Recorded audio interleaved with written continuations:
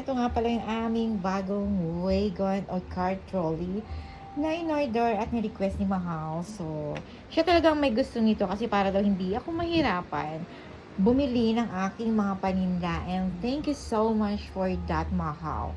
Talagang love na love mo talaga ako. Talaga, ayaw mo ako mahirapan. So, ito yung aking trolley. New trolley. Black siya. And then, napakaganda ng gulong niya, guys. So, ito. Plastic yung gulong niya, pero I think matibay naman siya. And then, meron din ditong lagayan ng mga tubig, kung gusto niyo ng tubig na ilagay dito, or meron kayong tubig na pwedeng ilagay. And this is very easy to assemble. So, kanya lang siya. There you go. Diba? Ang cute. This is my new cart. Trolley cart. And then, lalagay nyo lang dito sa kilid. And here also. Yan. Diba? So, kung gusto niyo ng ganito, pwede rin kayong bumili. Pag maganda to, pwede nyo gamitin sa pag-picnic.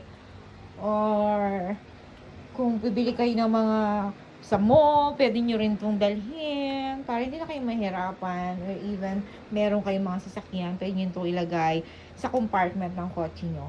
So, meron siya ditong lock para hindi siya gumalaw-galaw. And then, pwede nyo na nang hilahin like this. O, diba? So easy. So easy to use and assemble. At napakadaling hilahin. So, ganyan lang siya kadali, guys. So, then you can put all of your stuff here. This capacity is 450 kilograms. And this is length. Ito yung nabili ko ay 90 cm long. And width naman niya ay 51 cm. And yung taas ng kanyang gulong ay 20 cm, I think. 17 to 20 centimeters yung kapal ng niya, yung taas ng gulong niya. And then, meron din kayo, kung gusto niyo naman, pwede kayong bumili ng, kasi ito lang yung binili ko, pero meron din siyang mesa. Pwede rin kayong bumili ng mesa. I think nasa 2,000 siya. 2,002, ganun. Depende sa sukat ng gusto nyong bilhin. And depende sa taas. Pero ito ay washable naman siya. Pag madumi na, pwede nyo na itong tanggalin. Dito nyo tatanggalin siya. Oh. So, napakadali. Then, remove this one. And this one. So, napakadali. And pagtapos nyo din, pwede nyo na itong ilagay.